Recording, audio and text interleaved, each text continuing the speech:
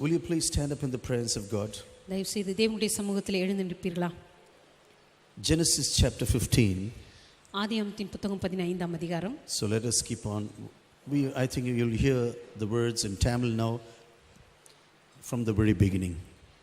ஆதியாகமத்தின் புத்தகம் 15ஆம் அதிகாரம் 1 21 வரை உள்ள வசனங்களை வாசிக்கின்றான்.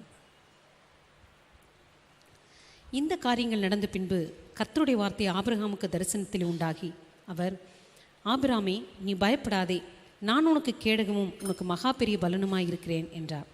அதற்கு ஆபிராம், கர்த்தராகிய ஆண்டவரே, அடியேனுக்கு என்ன தருவீர்? நான் பிள்ளை இல்லாமல் இருக்கிறேனே. தமஸ்கு ஊரானாகி இந்த எலியேசர் என் வீட்டு விசாரணை கர்த்தனாய் இருக்கிறானே என்றான். பின்னும் ஆபிரகாம், தேவரீர் எனக்கு புத்திர சந்தானம் அருளவில்லை, இதோ என் வீட்டில் பிறந்த பிள்ளை எனக்கு சுதந்திரவாளியாய் இருக்கிறான் என்றான். அப்பொழுது கர்த்தருடைய வார்த்தை அவனுக்கு உண்டாகி, இவன் உனக்கு சுதந்திரவாளி அல்ல, உன் கர்ப்பப்பிறப்பாய் இருப்பவனே உனக்கு சுதந்திரவாளி ஆவான் என்று சொல்லி அவர் அவனை வெளியே அழைத்து, நீ வானத்தை அண்ணாந்து பார், நட்சத்திரங்களை எண்ண உன்னாலே கூடுமானால் அவைகளை எண்ணு என்று சொல்லி பின்பு அவனை நோக்கி, உன் சந்ததி இவ்வனமாய் இருக்கும் என்றார். அவன் கர்த்தரை விசுவாசித்தான், அதை அவர் அவனுக்கு நீதியாக எண்ணினார். பின்னும் அவர் அவனை நோக்கி, இந்த தேசத்தை உனக்கு சுதந்திரமாக கொடுக்கும் பொருட்டு உன்னை ஊர் என்கிற கல்தேயருடைய பட்டணத்திலிருந்து அழைத்து வந்த கர்த்தர் நானே என்றார். அதற்கு அவன், கர்த்தராகிய ஆண்டவரே, நான் அதை சுதந்திரித்துக் கொள்வேன் என்று எதினால் அறிவேன் என்றான். அதற்கு அவர், 3 வயது கிடாரியையும் 3 வயது வெள்ளாட்டையும் 3 வயது ஆட்டுக்கடாவையும் ஒரு காட்டுப்புறாவையும் ஒரு புறா குஞ்சையும் என்னிடத்தில் கொண்டு வா என்றார். அவன் அவைகள் எல்லாவற்றையும் அவரிடத்தில் கொண்டு வந்து அவைகளை நடுவாக துண்டித்து துண்டங்களை ஒன்றுக்கொன்று எதிராக வைத்தான். பட்சிகளை அவன் துண்டிக்கவில்லை. பறவைகள் அந்த உடல்களின் மேல் இறங்கின. அவைகளை ஆபிராம் துரத்தினான். சூரியன் அஸ்தமிக்கும் போது ஆபிராமுக்கு அயர்ந்த நித்திரை வந்தது. திகிலும் காரிருளும் அவனை மூடிக்கொண்டது. அப்பொழுது அவர் ஆபிராமை நோக்கி, உன் சந்ததியார் தங்களுடையதல்லாத அந்நிய தேசத்திலே பரதேசிகளாயிருந்து அத்தேசத்தாரை சேவிப்பார்கள் என்றும் அவர்களால் 400 வருஷம் உபத்திரவப்படுவார்கள் என்றும் நீ நிச்சயமாய் அறிய கடவாய். இவர்கள் சேவிக்கும் ஜாதிகளை நான் நியாயந்திருப்பேன், பின்பு மிகுந்த பொருளுடனே புறப்பட்டு வருவார்கள். நீ சமாதானத்தோടെ உன் பிதாக்களிடத்தில் சேருவாய், நல்ல முதிர் வயதிலே அடக்கம் பண்ணப்படுவாய். 4ஆம் தலைமுறையிலே அவர்கள் இவ்விடத்துக்கு திரும்ப வருவார்கள், ஏனென்றால் எமோரியருடைய அக்கிரமம் இன்னும் நிறைவாகவில்லை என்றார். Yes, please be seated. தயவு செய்து அமரலாம். The word Genesis, as you know, is the word that means the beginning. ஆதியாகமம் என்று சொல்லும் பொழுது அதனுடைய அர்த்தம் ஆரம்பம். This is the meaning of the word Genesis. It's the beginning. ஆதியாகமம் என்றால் எல்லாவற்றினுடைய துவக்கம் என்ற அர்த்தம். And it's also the beginning of the nation of Israel, where God was planning to bless the nations of the world. அதேபோல இஸ்ரவேல் தேசத்தை எங்கிலும் இஸ்ரவேல் தேசத்தை கொண்டு உலகமெங்கிலும் ஆசீர்வதிக்கும்படியாக தேவன் துவங்கினதான திட்டத்தினுடைய ஆரம்பமாகவும் அது காணப்படுகிறது. God created everything according to his own knowledge, and everything he found good after his creation. கர்த்தர் எல்லாவற்றையும் சிருஷ்டித்த பிற்பாடு எல்லாவற்றையும் பார்த்தார், அவைகள் நல்லது என்று கண்டார். But as soon as man was leaning towards the words of Satan, ஆனால் எப்பொழுது சாத்தானுடைய வார்த்தைகளுக்கு மனிதன் செவி கொடுக்க ஆரம்பித்தான், slowly but surely everything was getting destroyed. நிச்சயமாகவே மெதுவாகவே எல்லா காரியங்களும் கொஞ்சம் கொஞ்சமாக அழிக்கப்பட And ஆரம்பித்தது. before you come to the 11th chapter, everything is going downhill in the human race. நீங்க ஆதியாகமம் 11ஆம் அதிகாரத்துக்கு வருவதற்கு முன்பதாகவே எல்லாமே அழிவுக்கு நேராக போவதை உங்களால் வாசிக்க முடியும். Jealousy and murder and enmity, everything has started once again. பொறாமையும் விரோதமும் கொலையும் அங்கே 11 அதிகாரங்களுக்குள் நடப்பதை நீங்கள் பார்க்கலாம். Everything what God has created was going down the hill right now. கர்த்தர் எந்தெந்த காரியத்தெல்லாம் சிருஷ்டித்தாரோ எல்லாமே அழிவுக்கு நேராக போய் கொண்டிருக்க ஆரம்பித்தது. And in the midst of this calamity, God met a man called Abraham. இந்த குழப்பத்தின் மத்தியிலே தேவன் ஆபிராம் என்கிறதான மனிதனை சந்தித்தார். This man was a moon worshipper. இவன் அந்த நாட்களிலே சந்திரனை வழிபடுகிறவனாக இருந்தான். He had nothing to do with the God of Israel in his life. இஸ்ரவேலின் தேவனுக்கும் தன்னுடைய வாழ்க்கைக்கும் எந்த சம்பந்தம் இல்லாமல் வாழ்ந்த ஒரு He மனிதன். grew up in a very highly and developed culture. அந்த நாட்களிலே மிக உயர்ந்த ஒரு நவீன கலாச்சாரத்திலே வாழ்ந்த ஒரு மனிதன் இவன். Astronomy and mathematics was very great in his cultural background. அந்த நாட்களிலே கணிதவியலும் அதே போல வானங்களை ஆராய்ச்சி செய்கிறதான இந்த காரியங்களும் அந்த நாட்களில் மிக மிக நவீனமாய் காணப்பட்டது. Houses were built with cold and hot running water pipes. அந்த நாட்களிலே மிக அதிநவீனமான வசதி உள்ள வீடுகள் கட்டப்பட்டன. குளிர்ந்த நீரும் வெந்நீரும் போகிறதான குழாய்கள் அந்த நாட்களிலேயே அமைக்கப்பட்டன. He was not a man who was just waiting and doing nothing in his life. தன்னுடைய வாழ்க்கையில எதையுமே செய்யாமல் ஏதோ சும்மா அமர்ந்து கொண்டிருந்த ஒரு மனிதன் அல்ல Abraham. Yes, he was 75 years of age. அவனுடைய வாழ்க்கையில அவனுக்கு ஏற்கனவே 75 வயதாகிவிட்டது. But he was a man who was living in a highly developed culture. ஆனால் தன்னுடைய வாழ்க்கையில மிகவும் நவீனமான உயர்தரமான ஒரு கலாச்சாரத்திலே வாழ்ந்து கொண்டிருந்த ஒரு மனிதன் இவன். Suddenly one day God comes and enters into his life. திடீரென்று ஒரு நாள் கர்த்தர் வந்து அவனுடைய வாழ்க்கையை சந்தித்தார். And he said, Abraham, I want you to get out of this country.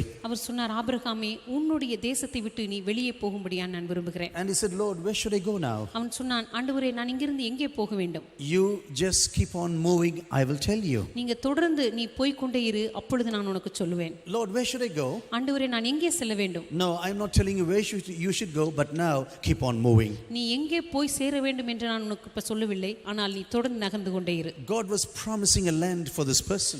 கர்த்தர் இவனுக்காக ஒரு தேசத்தை ஆயத்தம் பண்ணினார் என்று பார்க்கிறோம். Lord, when will I come into this promised nation? ஆண்டவரே, இந்த வாக்குத்தத்த தேசத்துக்கு எப்பொழுது நான் வந்து சேர்வேன் என்று ஆபிரகாம் கேட்டபொழுது, But God says, no, you keep on wandering in the desert, I will tell you later. ஆண்டவர் சொன்னார், நீ தொடர்ந்து இந்த வனாந்தரத்தில் என்னோடு கூட சஞ்சரித்துக் கொண்டு பின்பு நான் உனக்கு சொல்லுவேன். You will be living in tents in your life. உன்னுடைய வாழ்க்கையிலே நீ கூடாரத்திலே வசித்துக் கொண்டிருப்பாய். And you are going to be a stranger to everyone around you. உன்னுடைய வாழ்க்கையிலே உன்னை சுற்றிலும் இருக்கிறதான ஜனங்களுக்கு நீ அந்நியனும் பரதேசியுமாய் இருப்பாய். And when you are going to come into the promised land, I will tell you later. ஒரு நாள் நீ எப்பொழுது வாக்குத்தத்த தேசத்தை வந்து அடைவாய் என்பதை நான் உனக்கு பிற்பாடு சொல்லுகிறேன். And when you come into chapter 22, God speaks to Abraham once again. 23ஆம் அதிகாரத்துக்கு வரும்பொழுது கர்த்தர் மறுபடியுமாக ஆபிரகாமோடு கூட பேசுகிறார். Take your only son Isaac, whom you really love. நீ உண்மையாகவே நேசிக்கதான உன்னுடைய நேசகுமாரனாகிய ஈசாக்கை எடுத்து, And you have to give him as an offering to me now. அவனை எனக்கு பலியிடு என்று சொன்னார். Lord, you are the one who promised the son to me. அவன் சொன்னான், ஆண்டவரே, இந்த வாக்குத்தத்த குமாரனை கொடுத்ததை நீர்தானே. Lord, he is the only one I have now. ஆண்டவரே, எனக்கென்று இருக்கிற இந்த ஒரே ஒரு மகன் இவன் மட்டும்தான். God says, yes, I know. அப்பொழுது ஆண்டவர் சொன்னார், ஆம், எனக்கு அது தெரியும். But you go up the mountain. ஆனா நீ மலைக்கு போய், And I will show you. நீ மலைக்கு போ, அந்த இடத்திலே நான் உனக்கு I காண்பிப்பேன். will reveal this on the mountain to you. நீ மலையிலே போன பிற்பாடு அங்கே உனக்கு நான் காரியத்தை But வெளிப்படுத்துவேன். now keep on moving into the mountain. ஆனா இப்பொழுதோ தொடர்ந்து மலைக்கு நேராக நகர்ந்து கொண்டிரு. You know, ever since this man started to walk with God, எப்பொழுது இந்த மனிதன் தேவனோடு கூட சேர்ந்து நடக்க ஆரம்பித்தானோ, so many things have happened in his personal life. அநேக காரியங்கள் அவனுடைய தனிப்பட்ட வாழ்க்கையில நடக்க ஆரம்பித்தன. His father has passed away. அவனுடைய தகப்பனார் மரித்து போனார். His nephew who started the journey with Abraham. அவனுடைய சகோதரன் தன்னோடு கூட பிரயாணத்தை ஆரம்பித்தவன். But now Lot has gone away, abandoning this old man right now. இந்த வயதான மனிதனை விட்டுவிட்டு லோத்துவும் போய்விட்டான். You know, sometimes it is like this even in the journey with God. சில நேரங்களிலே தேவனோடு கூட நாம் செய்கிறதான பிரயாணத்திலே There will be people with you, but they are not a part of the calling of God. சில நேரத்திலே ஜனங்கள் உங்களோடு கூட இருப்பார்கள், ஆனால் உங்கள் மேல் தேவன் வைத்திருக்கிறதான அழைப்பினுடைய ஒரு பகுதியாக அவர்கள் இருக்க The மாட்டார்கள். vision of God that God has given you has not captivated their hearts. உங்களுடைய வாழ்க்கையிலே தேவன் கொடுத்திருக்கிறதான தரிசனம் அவருடைய இருதயத்தை பற்றி பிடித்திருக்காது. They will be traveling with you. அவர்கள் உங்களோடு கூட பிரயாணம் பண்ணி And கொண்டிருப்பார்கள். they will be enjoying everything along with you. உங்களுக்கு கொடுத்திருக்கிறதான எல்லா ஆசீர்வாதங்களையும் அவர்களும் அனுபவித்துக் And கொண்டிருப்பார்கள். once a green pasture comes, ஆனால் ஒருமுறை தங்களுடைய கண்களுக்கு பச்சையான காரியங்கள் தென்பட்டால், and even if this green pasture is next to Sodom and Gomorrah, அந்த செழிப்பான இடம் ஒருவேளை சோதம் குமாராவுக்கு பக்கத்தில் இருந்தாலும் சரி, even if it's very near to the sinful place, அது ஒருவேளை மிகவும் பாவம் நிறைந்த இடத்துக்கு அருகாமையில் இருந்தாலும் சரி, they will say, bye bye Abraham, I am moving now. உடனடியாக அவர்கள் போய்விடுவார்கள். சரி, நாம் பிறகு பார்க்கலாம் என்று I சொல்லி, have different plans in my life. என்னுடைய வாழ்க்கையில எனக்கென்று வேறு திட்டங்கள் இருக்கின்றன. Yes, I know Sodom and Gomorrah is bad. ஆம், எனக்கு தெரியும் சோதோ குமாரா மிகவும் பாவம் நிறைந்த இடம்தான். I know my children could be destroyed in the future. எனக்கு தெரியும் எதிர்காலத்தில் என் பிள்ளைகள் அங்கிருந்தால் அழிந்து போய்விடுவார்கள் என்று எனக்கு But தெரியும். still I am leaving you because this is not my vision. இருந்தாலும் இது என்னுடைய தரிசனமா இல்லாதபடினாலே இந்த இடத்தை விட்டு நான் போக விரும்புகிறேன். And in the midst of this journey with God, இந்த பிரயாணத்திலே தேவனோடு கூட நடந்து கொண்டிருக்கும் பொழுது, Lot, the brother's son, has been captured by the enemies right now. இந்த லோத்து என்கிறதான சகோதரனுடைய மகன் அங்கே அந்நியர்களால பிடிக்கப்படுகிறான். You know, Lot could have said, Abraham could have said, I don't care about this person. ஒருவேளை ஆபிரகாம் சொல்லியிருக்கலாம், இவனை பற்றி எனக்கு என்ன கவலை. He was a man of vision and he was walking with God. Abraham சொல்லியிருக்கலாம், என்னுடைய வாழ்க்கையில எனக்கு ஒரு தரிசனம் இருக்கிறது, நான் தொடர்ந்து முன்னேறி போய் Because கொண்டிருப்பேன். God said to Abraham, walk before me and be upright in my presence. ஏனென்றால் கர்த்தர் சொன்னார், நீ எனக்கு முன்பாக நடந்து கொண்டு உத்தமனாயிரு. You walk before me and be upright in my நீ presence. எனக்கு முன்பாக நடந்து கொண்டு உத்தமனாயிரு என்று சொன்னார். Even though Lot has abandoned Abraham, ஒருவேளை லோத்து ஆபிரகாமை கைவிட்டு விட்டு போன மனுஷனாயிருந்தாலும் இருந்தாலும் சரி, Abraham said, I really care for this fellow. நான் உண்மையாகவே இந்த மனிதனை பற்றி அக்கறைப்படுகிறேன். I have to rescue him right now. எப்படியாவது அவனை நான் காப்பாற்ற வேண்டும். 318 men are working in his house. தன்னுடைய வீட்டிலே 380 வேலைக்காரர்களை அவன் வைத்திருந்தான். He was obviously a very rich person. சாதாரணமாக ஆபிரகாம் மிகப்பெரிய ஒரு ஐஸ்வர்யவான அந்த He நாட்களில் gathers them and goes to battle against 4 our kings. எல்லாரையும் சேர்த்துக்கொண்டு அங்கே 4 ராஜாக்களுக்கு விரோதமாக அவன் யுத்தம் பண்ண போகிறார். Goes and rescues Lot, the nephew Lot right now. அங்க போய் தன்னுடைய சகோதரன் மகனாகிய லோத்துவை மீட்டு கொண்டு வருகிறான். A great victory has happened right now. மிகப்பெரிய ஒரு வெற்றி அந்த நாளிலே அவனுக்கு And கிடைக்கிறது. as he's coming back from the battle, அவன் யுத்தத்திலிருந்து திரும்பி வரும் பொழுது the king of Sodom is very happy about this, everything that has happened right now. சோதோமின் ராஜா அங்கே நடந்த எல்லாவற்றையும் பார்த்து மிகவும் சந்தோஷப்படுகிறார். He said, Abraham, well done. What you have done is wonderful. அவன் சொன்ன, ஆபிரகாமே நன்றாக செய்து முடித்தாய், நன்றாய் இருந்தது. And all the loot from this battle you can keep to yourself. இப்பொழுது யுத்தத்திலிருந்து நாம் மீட்டு கொண்டு வந்த எல்லா கொள்ளை பொருட்களையும் நீ வைத்துக் கொள்ளலாம். And also the people, you please give the people to me, but the loot you can keep. ஜனங்களை நீ எனக்கு கொடுத்து விடு, ஆனால் இங்கே கொள்ளையிட்டு கொண்டு வந்த எல்லா பொருட்களையும் நீ எடுத்துக் கொள்ளலாம். But you know what Abraham said? ஆனால் ஆபிரகாம் என்ன சொன்னான் தெரியுமா? You know, I don't need anything from you. அவன் சொன்னான், உன்னிடத்திலிருந்து எனக்கு எந்த பொருளும் தேவையில்லை. Because God is the one who's told me, I will bless you. ஏனென்றால் கர்த்தர் என்னை பார்த்து சொல்லியிருக்கிறார், நான் உன்னை The ஆசீர்வதிப்பேன். day he entered into my personal life, அவர் ஒரு நாள் என்னுடைய தனிப்பட்ட வாழ்க்கையில பிரவேசித்த பொழுது God said, I will bless you and make you a blessing to the nations of this world. கர்த்தர் சொன்னார், நான் உன்னை ஆசீர்வதித்து தேசங்களுக்கு உன்னை ஆசீர்வாதமாக மாற்றுவேன். If you leave this country, all the countries of the world will be blessed by you. இந்த தேசத்தை விட்டு நீ கடந்து சென்றால் இந்த உலகத்தின் எல்லா தேசங்களும் உனக்குள்ளே If you ஆசீர்வதிக்கப்படும். leave your family, all the families of the world will be blessed by you. உன்னுடைய குடும்பத்தை நீ விட்டு சென்றால் இந்த உலகத்தில் இருக்கிற எல்லா குடும்பங்களும் உனக்குள்ளே ஆசீர்வதிக்கப்படும். God has called me to be a blessing to the nations of the world. கர்த்தர் இந்த உலகத்தின் தேசங்களுக்கு ஆசீர்வாதமாய் இருக்கும்படி என்னை அழைத்திருக்கிறார். Oh King, I don't need your blessings right now. எனவே ராஜாவே, நீர் கொடுக்கிறதான எந்த கொள்ளைப் பொருளும் எனக்கு தேவையில்லை If என்று you are going சொன்னார். to bless me now, நீர் என்னை ஆசீர்வதித்தால் you will say,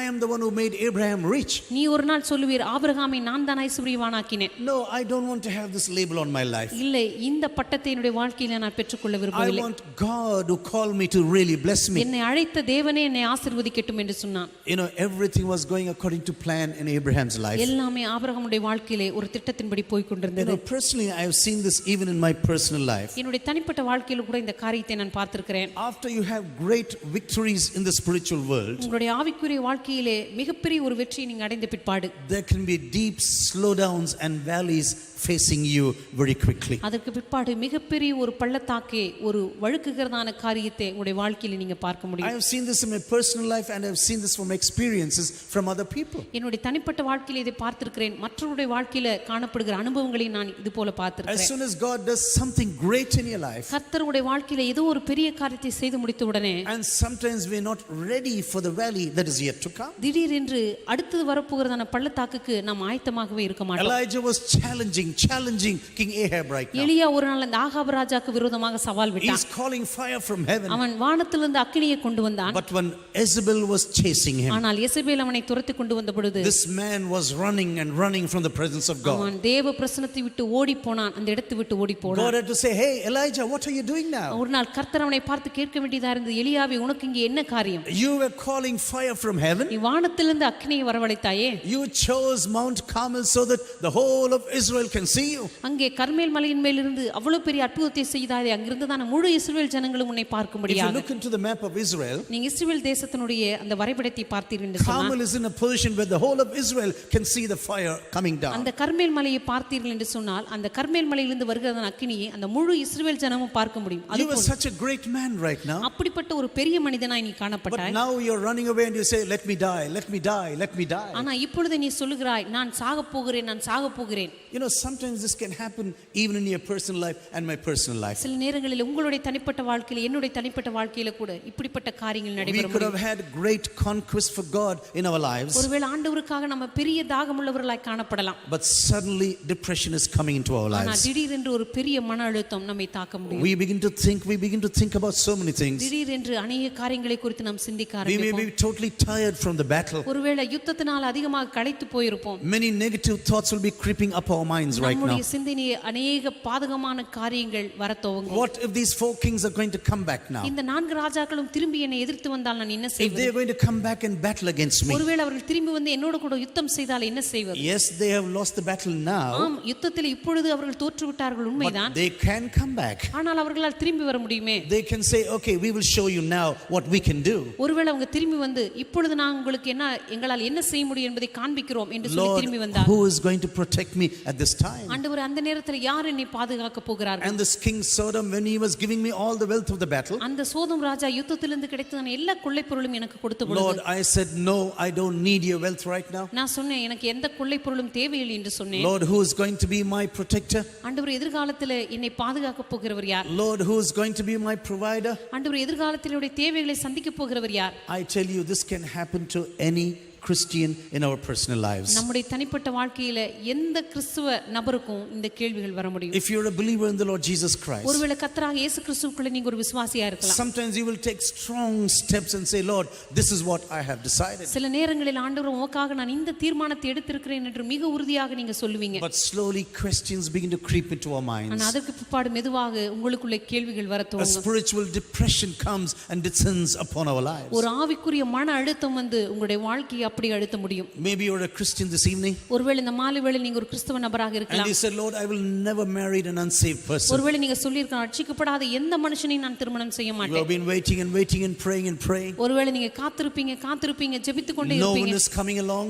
ஒருவேளை உங்களுக்கென்று யாரும் வராமல் All இருக்கலாம். marriage proposals are going down the drain. உங்களை சுற்றி எல்லா விதமான இந்த திருமண வரன்களும் போய் கொண்டே இருக்கும். And then suddenly you may think, why not marry an unsaved person? திடீரென்று உங்களுக்குள்ள ஒரு கேள்வி வரும், ஏன் ரட்சிக்கப்படாத ஒரு நபரை திருமணம் செய்தால் என்ன? It's all right. Let me get married to an unsaved person and then I will pray and bring him back to Christ. ஏன் ரட்சிக்கப்படாத ஒரு நபரை நான் திருமணம் செய்து கொண்டு அவரே ஆண்டவருக்குள்ள வழி நடத்தலாமே? Sometimes we will think, oh Lord, I'll be truthful in giving to you. சில நேரம் நீங்க நினைக்கலாம், ஆண்டவரே உமக்கு கொடுக்கிறதான காரியத்தில் எவ்வளவு உண்மையாயிருந்தேன். As soon as you get up from your prayer, ஆனால் உங்களுடைய ஜெபத்திலிருந்து நீங்க எழும்பின உடனே you will have a demand from the income tax office. ஒருவேளை திடீரென்று வருமான வரித்துறையிலிருந்து ஒரு பெரிய கட்டணம் உங்களுக்கு வரும். And you will be thinking about this now. அதுக்கப்புறம் நீங்க யோசிப்பீங்க, Lord, what should I do now? ஆண்டவரே இப்பொழுது நான் என்ன செய்வது? Yes, I promised you. ஆமா ஆண்டவரே, உமக்கு நான் வாக்கு கொடுத்தேன். But now this huge letters before me. ஆனா இப்பொழுது இந்த பெரிய கட்டணம் எனக்கு முன்பாக இருக்கிறதே. So many things we can face in our personal lives. எத்தனையோ இப்படிப்பட்ட காரியங்களை நம்முடைய தனிப்பட்ட வாழ்க்கையில் You may நம்மால் be in the எதிர்கொள்ள முடியும். university or in school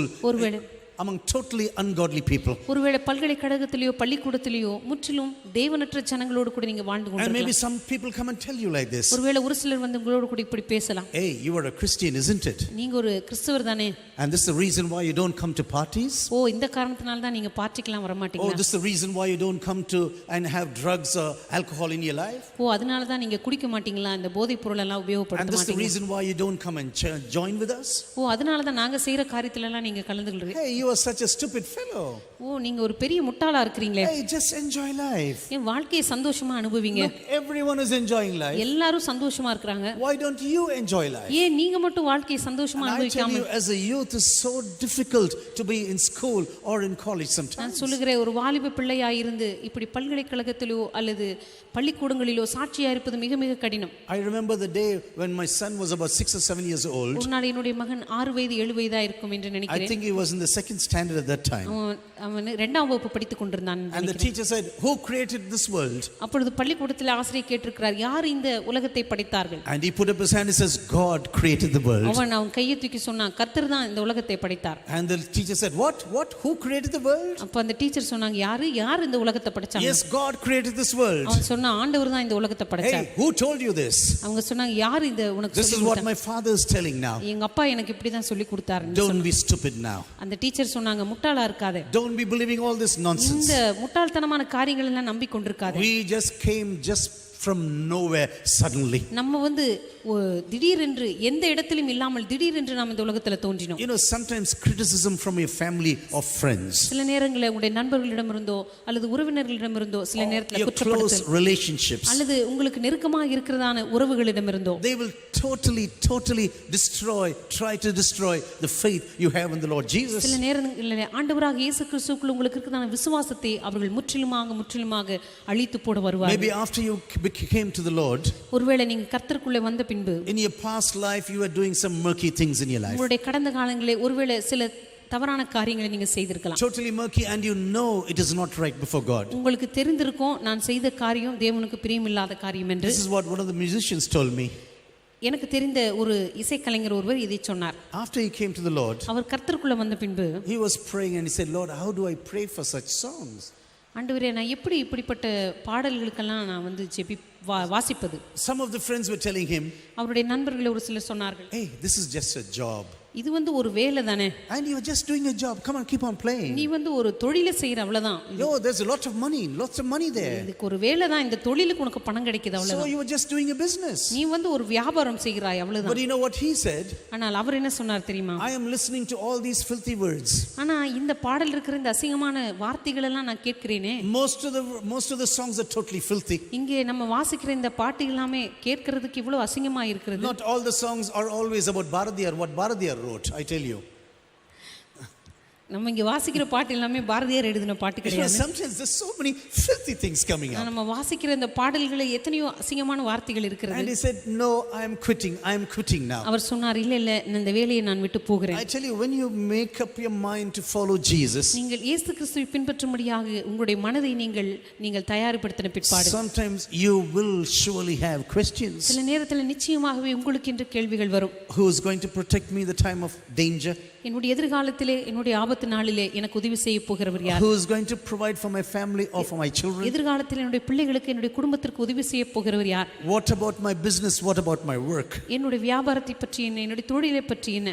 What about my living? What about the marriage of my children? எதிர்காலத்தில் நான் எப்படி வாழ்வேன்? எதிர்காலத்தில் என்னுடைய பிள்ளைகள் எப்படி திருமணம் செய்வார்கள்? And Abraham said, Lord, I am already about 85 years of age now. Abraham சொன்னான், எனக்கு ஏற்கனவே ஆண்டவரே 85 வயது ஆகிவிட்டது. Because when you go to the 16th chapter, ஏனென்றால் 16ஆம் அதிகாரத்துக்கு நீங்கள் வரும்பொழுது Abraham is about 86 years of age. அங்கே ஏற்கனவே ஆபிரகாமுக்கு 86 வயது ஆகிறது என்று சொல்லப்படுகிறது. And now he is about 85 years of age. இப்பொழுது அவனுக்கு 85 வயது இருந்திருக்க வேண்டும். 10 years he been walking faithfully with God. 10 வருடங்கள் அவன் ஏற்கனவே தேவனோடு கூட உண்மையாக நடந்து வந்திருக்கிறான். He was not a perfect person. அவன் ஒரு பரிபூர்ணமான நபர் அல்ல. Yes, he had made many mistakes. தன்னுடைய வாழ்க்கையில் अनेक தவறுகளை செய்த ஒரு நபர் தான். But he still carrying on in the vision God has given him. இருந்தாலும் தேவன் அவனுக்கு கொடுத்ததான தரிசனத்திலே அவன் தொடர்ந்து நடந்து கொண்டிருந்தான். You know, sometimes maybe there is someone here this evening. ஒருவேளை இந்த மாலை வேளையிலே யாரோ ஒருவர் இருக்கலாம். Maybe you have a lot of questions in your heart. ஒருவேளை உங்களுடைய இருதயங்களில் अनेक கேள்விகளோடு கூட நீங்க வந்திருக்கலாம். You made up your mind to follow Jesus with all of your heart. ஒருவேளை ஆண்டவரை பின்பற்றுவதற்காக முழு மனதோடு கூட நீங்க தீர்மானம் பண்ணி இருந்திருப்பீங்க. You will say, Lord, I want to be truthful. ஆண்டவரே, உமக்கு முன்பாக உண்மையாக இருக்க வேண்டும் என்று சொல்லி இருப்பீங்க. I want to just trust you for all of my needs. ஆண்டவரே, என்னுடைய வாழ்க்கையின் எல்லா தேவைகளுக்கும் உம்மை மாத்திரமே நான் நம்பி இருக்க வேண்டும் என்று சொல்லி இருப்பீங்க. I want to follow you with all of my heart. ஆண்டவரே, என்னுடைய முழு இருதயத்தோடு உம்மை பின்பற்ற வேண்டும் என்று சொல்லி இருப்பீங்க. Lord, whatever you allow to happen in my life, ஆண்டவரே, என்னுடைய வாழ்க்கையில நீங்க என்ன நடக்க அனுமதித்தாலும் சரி, Lord, I will still keep on pursuing you. ஆண்டவரே, தொடர்ந்து உம்மை பின்பற்றிக் கொண்டே இருப்பேன் என்று ஒருவேளை நீங்க Lord, சொல்லி you are going to be my protection. ஆண்டவரே, நீரே என்னுடைய பாதுகாப்பாய் இருப்பீர். Lord, you are going to be my provision. ஆண்டவரே, நீரே என்னுடைய போஷிக்கிறவராய் இருப்பீர். Lord, I don't want to put my trust on anyone. ஆண்டவரே, என்னுடைய நம்பிக்கை எந்த மனிதர் மேலும் நான் வைக்க விரும்பவில்லை. And after you come to such conclusions, இப்படிப்பட்ட முடிவுகளுக்கு நீங்க வந்த பிற்பாடு, maybe your brother and sister calls upon the telephone, ஒருவேளை உங்களுடைய சகோதரனோ சகோதரியோ தொலைபேசியில் அழைத்து, or maybe your brother or father or mother calls you, அல்லது உங்களுடைய தாயோ தகப்பனோ உங்களை அழைத்து, hey, don't be an idiot. ஒருவேளை அவங்களை பார்த்து சொல்லலாம், ஓ, இப்படிப்பட்ட முட்டாள்தனமான முடிவெல்லாம் இருக்கு. Don't be an idiot in your life. நீ உன்னுடைய வாழ்க்கையில் ஒரு முட்டாளா இருக்காதே. We are also Christians for so many years. நாங்களும் தான் எத்தனையோ வருஷமா கிறிஸ்தவங்களா இருக்கிறோம். Why do you take such decisions? எதற்காக இப்படிப்பட்ட தீர்மானம் எல்லாம் நீ எடுக்கிறாய்? You are still in the world. நீ இன்னும் இந்த உலகத்துல தான் இருக்கிறாய். Yes, we are still in the world. ஆம், நாம இன்னும் இந்த உலகத்திலே தான் இருக்கிறோம். But God wants the world out of our lives. ஆனால் ஆண்டவர் விரும்புகிற காரியம் நம்முடைய வாழ்க்கையில காணப்படுகிற உலகத்தை அவர் வெளியே எடுத்து போட விரும்புகிறார். Yes, we are still in the world. நாம் இன்னும் இந்த உலகத்திலே தான் இருக்கிறோம். But God wants the world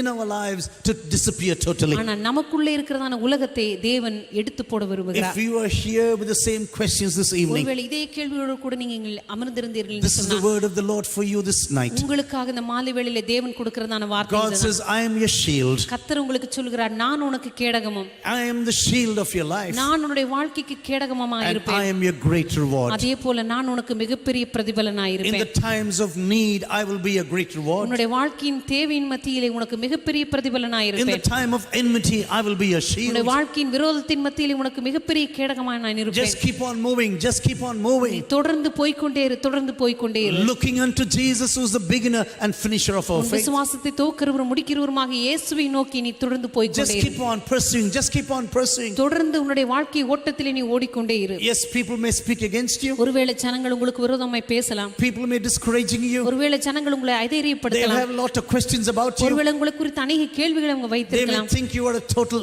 idiot in your life. ஒருவேளை உங்களுடைய வாழ்க்கையில் நீங்க முற்றிலும் ஒரு முட்டாள் என்று அவங்க How நினைக்கலாம். many times have I heard this sentence about my own life? எத்தனை முறை என்னுடைய சொந்த வாழ்க்கையை பற்றி எப்படிப்பட்ட காரியங்களை நான் கேட்டிருக்கிறேன் You know, தெரியுமா? on the day I left my banking and insurance ஒரு company, நாள் என்னுடைய வாழ்க்கையில என்னுடைய வங்கி வேலையை விட்டு இந்த பணம் கொடுக்கிற அந்த காப்பீடு வேலையை விட்டு நான் வெளியே வந்த my பொழுது boss called me into his room, அந்த நாளிலே என்னுடைய தலைவர் அவருடைய அறைக்கு என்னை அழைத்தார். and he was a very loving person to our me. மிகவும் என்னை பொறுத்தவரை என்னை அதிகமாக நேசிக்கிற ஒரு நபர் And தான். it was a mutual friendship we were sharing with one another. எங்களோடு கூட இருந்த அந்த நட்பு மிகவும் ஒரு நல்ல நட்பாய் He இருந்தது. was a very elderly person, அவர் மிகவும் வயதான ஒரு நபர். but he cared for me like his own son. ஆனால் அவருடைய சொந்த மகனைப் போல என்னை அவர் அதிகமாக நேசித்தார். And I said, I want to tell you, நான் சொன்னேன், நான் உங்களுக்கு ஒரு காரியத்தை சொல்ல விரும்புகிறேன். I am leaving our company. இந்த கம்பெனியிலிருந்து நான் வெளியே போகிறேன். He said, where are you going? அவர் கேட்டார், நீ எங்கே போகிறாய்? I said, to company, Jesus company. நான் சொன்னேன், இயேசு கம்பெனிக்கு போகிறேன். And he was laughing out. He was an atheist. அவர் ஒரு நாத்திகர், என்னை பார்த்து சிரித்தார். What, Jesus company? என்னது இயேசு கம்பெனியா? How much are they paying you? அவங்க உனக்கு எவ்வளவு பணம் கொடுப்பாங்க? I said, you cannot match their payment. நான் சொன்னேன், அவங்க கொடுக்கிற பணத்தை நீங்க கொடுக்கவே முடியாது. He said, how much are they giving you? எவ்வளவு உங்களுக்கு பணம் கொடுக்கறாங்க? Hey, tell me, I will write to my company. அவர் சொன்னாரு, நீங்க எனக்கு சொல்லுங்க, இப்போ இந்த கம்பெனிக்கு நான் எழுதுறேன். I will write them and say he is getting that there, so please give him this amount now. நான் உங்களுக்காக சிபாரிசு பண்ணி ஒரு கடிதம் போடுறேன், அங்க அவருக்கு நிறைய பணம் கொடுக்கறாங்க, நீங்களும் கொடுங்க என்று சொல்லி நான் எழுதுறேன். I said, sir, you cannot match the earnings there. நான் சொன்னேன், நான் அங்கே வாங்குறதானே அந்த வருமானத்தை நீங்க கொடுக்க முடியாது என்று I சொன்னேன். am going to follow Jesus. நான் இயேசுவை பின்பற்ற I am போகிறேன். going to minister to Jesus. நான் இயேசுவுக்கு ஊழியம் செய்ய And போகிறேன். you can never match the thing that he can give me. ஆண்டவர் எனக்கு என்னென்னவெல்லாம் கொடுப்பாரோ அதையெல்லாம் நீங்க ஒரு நாள் ஈடு செய்ய முடியாது And என்று then he சொன்னார். looked at me and said like this. அப்பொழுது அவர் என்னை பார்த்து இப்படி சொன்னார், I thought you are very intelligent. நீங்க மிகவும் புத்திசாலி என்று நினைத்தேன். I didn't know that you are so stupid. நீங்க இவ்வளவு முட்டாளா இருப்பீங்கன்னு நான் நினைக்கவே இல்லை என்று சொன்னார். Say goodbye, best of luck, he said. அவர் சொன்னார், சரி போயிட்டு வாங்க, வாழ்க்கையில நல்ல காரியங்கள் நடக்கட்டும். You know, sometimes when we are walking with God, சில நேரத்துல ஆண்டவரோடு நம்ம நடக்கும்போது the questions may come in our hearts. சில நேரத்துல இப்படிப்பட்ட கேள்விகள் நம்முடைய வாழ்க்கையில வரலாம். Is the decision right what I have taken now before God? நான் தேவனுக்கு முன்பாக எடுத்த இந்த முடிவு சரியானதுதானா? Is this way of disciples the right thing I can do now? நான் இப்பொழுது செய்கிறதான இந்த காரியம் இயேசுக்கு முன்பாக ஒரு சீஷனாக எடுக்கிற சரியான முடிவா? God will tell you, fear not. ஆண்டவர் சொல்லுவார், நீ பயப்படாதே. Fear not now. பயப்படாதே. I am your shield. நான் உனக்கு கேடகமும் And I will be your greatest reward. நான் உனக்கு மகா பெரிய பலனுமாய் In the இருக்கிறேன். time of need, I will be your provider. உன்னுடைய வாழ்க்கையின் தேவையின் மத்தியிலே உன்னுடைய எல்லா தேவைகளையும் In சந்திக்கிறவராய் the time இருப்பேன். of enmity, I will be your shield உன்னுடைய and வாழ்க்கையின் protection. விரோதத்தின் மத்தியிலே உனக்கு பாதுகாவலனாகவும் உன்னுடைய கேடகமாகவும் நான் இருப்பேன். You should never fear in your life, Abraham. உன்னுடைய வாழ்க்கையில ஒருபோது நீ பயப்படாதே Keep ஆபிரகாமே. on moving, keep on moving. நீ தொடர்ந்து போய்க்கொண்டே இரு, தொடர்ந்து போய்க்கொண்டே I இரு. am the one who called you out of the Ur of the Chaldeans. நான் தாமே ஒரு நாள் கல்தேயர் என்கிறதான அந்த பட்டணத்திலிருந்து ஊர் என்கிறதான இடத்திலிருந்து உன்னை அழைத்து கொண்டு I வந்தேன். have a plan and a destiny for you. உனக்காக ஒரு திட்டத்தையும் நோக்கத்தையும் My dear வைத்திருக்கிறேன். brothers and sisters who are listening to me இந்த this கருமையான evening. சகோதர சகோதரிகளே, இந்த மாலை வேளையில் என்னை கேட்டுக்கொண்டிருக்கிறவர்களே, Every one of us who's listening to my word. இங்கே வந்திருக்கிறதான ஒவ்வொருவருக்கும் நான் சொல்லுகிறேன், God has a plan and a destiny for every one of us. இங்கே வந்திருக்கிற ஒவ்வொருவருக்காகவும் தேவன் ஒரு திட்டத்தையும் ஒரு உறுதியான நோக்கத்தையும் For every வைத்திருக்கிறார். one of us, God has a plan. இங்கே வந்திருக்கிறதான ஒவ்வொருவருக்காகவும் தேவன் ஒரு திட்டத்தை And வைத்திருக்கிறார். that when you pray to God this evening, இந்த மாலை வேளையில் நீங்க தேவனிடத்தில் ஜெபிக்கும் that பொழுது you seek the face of God and say, Lord, what is the plan? What is the destiny of my life? தேவனுடைய முகத்தை பார்த்து, ஆண்டவரே என்னுடைய வாழ்க்கையில் நீ என்ன திட்டத்தை என்ன நோக்கத்தை வைத்திருக்கிறீர் என்று நீங்கள் தேவனை பார்த்து Lord, கேட்கும் what are the பொழுது, ways that you have foreordained for ஆண்டவர் me? எனக்காக முன்குறிக்கப்பட்ட பூர்வ பாதைகள் என்ன என்று கேட்கும் பொழுது, Lord, please tell me, I want to walk in them right now. ஆண்டவரே எனக்கு நீர் அவைகளை காண்பியும், அவைகளில் நான் நடக்க விரும்புகிறேன். And God was going further with Abraham right now. அப்பொழுது தேவன் தொடர்ந்து ஆபிரகாமோடு கூட சென்று கொண்டிருந்தார். God said, says, Abraham, I want to tell you something. அவர் சொன்னார், ஆபிரகாமே, உனக்கு ஒரு காரியத்தை நான் சொல்ல விரும்புகிறேன். This Eliezer in your life is not going to be to inherit all those things. உன்னுடைய வாழ்க்கையில் இருக்கிறதான இந்த எலியேசர் உன்னுடைய சுதந்திரவாளியாய் இருக்க போவதில்லை. Yes, I do know that you are childless. எனக்கு தெரியும் உன்னுடைய வாழ்க்கையிலே நீ பிள்ளை இல்லாமல் I இருக்கிறாய். do know that your body is dying. எனக்கு தெரியும் உன்னுடைய சரீரம் ஏற்கனவே செத்துக் கொண்டிருக்கிறது. Biologically, your wife's body is dying. உயிரியல் விதமாக ஏற்கனவே உன்னுடைய மனைவியினுடைய சரீரம் செத்துக் கொண்டிருக்கிறது. I know that your wife can never bring forth a child. ஒருபோதும் உன்னுடைய மனைவியினால் ஒரு பிள்ளையை பெற்றெடுக்க முடியாது என்று எனக்கு தெரியும். But I am a God of signs and wonders. ஆனால் நானோ அற்புதங்களின் அடையாளங்களின் தேவனாய் I இருக்கிறேன். can do the impossible thing in your life. கூடாத காரியங்களுடைய வாழ்க்கையில் என்னால் கூட செய்ய முடியும். Where there is nothing, I can create. ஒன்றும் இல்லாமையிலிருந்து ஒன்றை என்னால் உருவாக்க Where முடியும். there is no light, I can create light. வெளிச்சம் இல்லாத ஒரு இடத்தில் என்னால் ஒளியை கொண்டு வர Without the முடியும். sun and the moon and the stars, I can create light. சூரியனும் சந்திரனும் நட்சத்திரங்களும் இல்லாமல் வெளிச்சத்தை என்னால் கொண்டு வர Through முடியும். the power of my word, I have created everything. என்னுடைய வார்த்தையின் வல்லமையினாலே எல்லாவற்றையும் நான் சிருஷ்டித்தேன். You don't need to worry about your biological problems. உன்னுடைய உயிரியல் பிரச்சனை குறித்து நீ ஒருபோதும் கவலைப்பட வேண்டியதில்லை. You are a childless person, I do know this. எனக்கு தெரியும் நீ பிள்ளை இல்லாத ஒரு நபர் என்று எனக்கு தெரியும். But your own child will come to the planet one day. ஆனால் ஒரு நாள் உன்னுடைய சொந்த பிள்ளை இந்த உலகத்திற்கு வருவான். And he is going to inherit all those things one day. உனக்கு கொடுக்கப்பட்டிருக்கிற எல்லா காரியத்தையும் அவன் ஒரு நாள் சுதந்தரிப்பான். Your wife will be pregnant one day. ஒரு நாள் உன்னுடைய மனைவி கர்ப்பம் தரிப்பாள். You know, sometimes when God speaks to us this like this, இப்படிப்பட்ட காரியங்களை நம்மிடத்தில் பேசும் பொழுது and we look at our own faculties, நம்முடைய சொந்த சூழ்நிலையை நாம் நோக்கி பார்க்கும் when பொழுது, you think about everything what you have in your life, உங்களுடைய வாழ்க்கையில் இருக்கிறதான சொந்த காரியங்களை நீங்க நோக்கி பார்க்கும் you will பொழுது, say, Lord, this is not possible. ஆண்டவரே நீங்க சொல்லுகிற காரியம் கூடாத காரியமா Maybe you இருக்கிறது. say, I am not totally educated. ஆண்டவரே நான் முற்றிலும் படிக்காத ஒரு நபர். Maybe you say, I don't have the knowledge of the world. ஒருவேளை நீங்க சொல்ற அந்த உலகத்தினுடைய எந்த அறிவும் எனக்கு இல்லை. Oh Lord, I do not have the degrees. ஆண்டவரே எனக்கு எந்த ஒரு பட்டமும் இல்லை. I don't have the money. I don't have the relationships. ஆண்டவரே எனக்கு பணமும் இல்லை, நல்ல உறவுகளும் இல்லை. Oh, I don't have the background of the family. ஆண்டவரே ஒரு நல்ல குடும்ப பின்னணியிலிருந்து நான் வரவில்லை. You know what God will tell you? ஆனா கர்த்தர் உங்களை பார்த்து என்ன சொல்லுகிறார் தெரியுமா? Is it not enough that I am your background? நான் உன்னுடைய பின்னணியா இருக்கிறேனே அது உனக்கு போதாதா? It is not enough when I am your relationship? நான் உன்னுடைய உறவாய் உன்னோடு கூட வருகிறேனே அது உனக்கு போதாதா? Is it not enough when I am going to be your shield? நான் உன்னுடைய கேடகமாய் வருகிறேனே அது உனக்கு போதாதா? Is it not enough that I am going to be a provider? நான் உன்னுடைய எல்லா காரியங்களையும் சந்திக்கிற நபராய் இருக்கிறேனே அது You உனக்கு போதாதா? just begin to walk with God faithfully.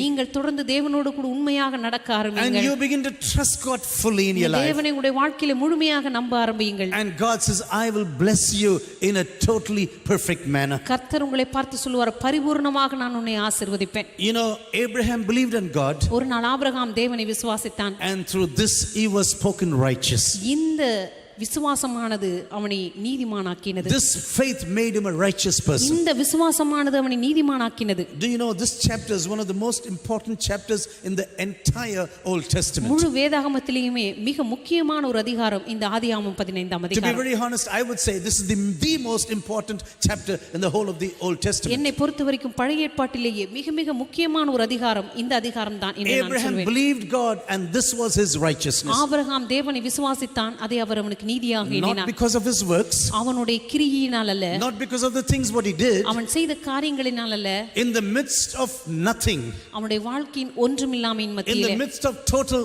voidness, அவனுடைய வாழ்க்கையில ஒன்றுமில்லாத வெறுமையின் மத்தியிலே Abraham trusted God completely. தேவன் ஆபிரகாம் தேவனை விசுவாசித்தான். Not only he trusted God, அவன் தேவனை விசுவாசித்தது the மாத்திரமல்ல, book of Romans says he began to praise God and honor God. ரோமரிலே சொல்லப்பட்டிருக்கிறது அவன் விசுவாசித்து தேவனை மகிமைப்படுத்தினான் Oh, என்று. he was praising God continuously. அவன் தொடர்ந்து விசுவாசித்து தேவனை மகிமைப்படுத்தினான். Lord, you are the one who promised that to me. ஆண்டவரே நீர்தாமே எனக்கு இதை வாக்கு பண்ணினீர். Lord, you are never going to fail. ஆண்டவரே ஒருபோதும் நீர் அதை விட்டு I விட will மாட்டீர். keep on praising you, keep on praising you. தொடர்ந்து உம்மை நான் துதித்துக் கொண்டிருப்பேன். Abraham was not justified by his works. Abraham கிரியையினாலே நீதிமானாக்கப்படவில்லை. No, his faith was reckoned to him as righteousness. இல்லை, அவனுடைய விசுவாசத்தை தேவன் அவனுக்கு நீதியாக எண்ணினார். This is what you read in the book of James, for example, இதை தான் யாக்கோபின் புத்தகத்திலே நீங்க or வாசிக்கிறீங்க. in the book of Galatians, or even the book of Romans. கலாத்தியரின் புத்தகத்திலும் ரோமரிலும் இந்த காரியங்களை குறித்து நீங்க வாசிக்கலாம். This is the most important truth of the Christian faith. கிறிஸ்தவ விசுவாசத்தினுடைய மிக முக்கியமான ஒரு சத்தியமாய் இது காணப்படுகிறது. Every other way will say,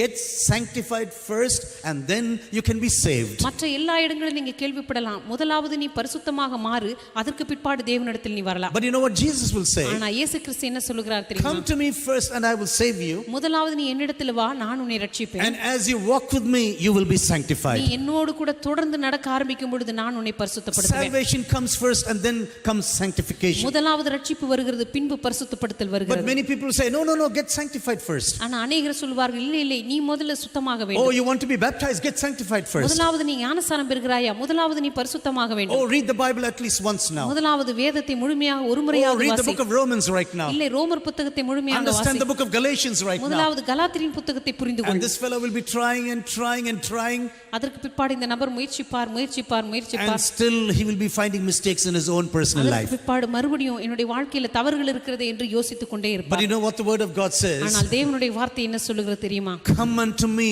who are heavily burdened, இந்த உலகத்தின் பாரங்களினால் இளைப்படைந்தவர்களே என்னிடத்தில் வாருங்கள், and I will give you rest first. நான் உங்களுக்கு இளைப்பாறுதல் And தருவேன். as you begin to walk with me, நீங்க என்னோடு கூட நடக்க ஆரம்பிக்கும் பொழுது my word will sanctify you. என்னுடைய வார்த்தையானது உங்களை பரிசுத்தப்படுத்த The ஆரம்பிக்கும். word of the water of my word will begin to wash you. என்னுடைய வார்த்தையின் தண்ணீரானது உங்களை கழுவி This is சுத்திகரிக்கும். what Jesus was standing outside Jerusalem one day and he was praying. இயேசு கிறிஸ்து ஒரு நாள் எருசலேமுக்கு வெளியே நின்று கொண்டு இப்படி ஜெபித்தார். He is going to face the cross of Calvary. அவர் அப்பொழுது கல்வாரி சிலுவை எதிர்பார்த்து And he கொண்டிருந்தார். says,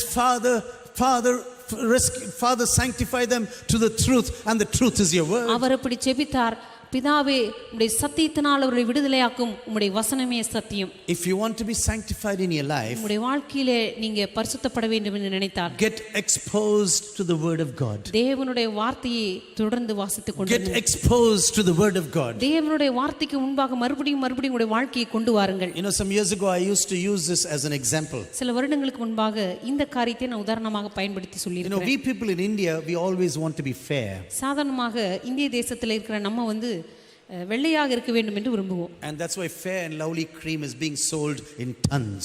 அதனால தான் இப்ப நம்ம தேசத்துல இந்த fair and lovely cream ton கணக்காக விற்கப்படுகிறது. யாரும் வெள்ளையானது எனக்கு தெரியல, but people use it, you know, Fair and Lovely. அநேகர் இந்த கிரீமை பயன்படுத்துகிறார்கள். Every morning Fair and Lovely. ஒவ்வொரு காலையிலயும் அதை பயன்படுத்துறாங்க. But nothing happens normally. ஆனா அதை பயன்படுத்துறதுனால ஒன்றும் மாற்றம் இல்லை. But you know, Europeans, ஆனா ஐரோப்பாக்காரர்கள் they want to have my color.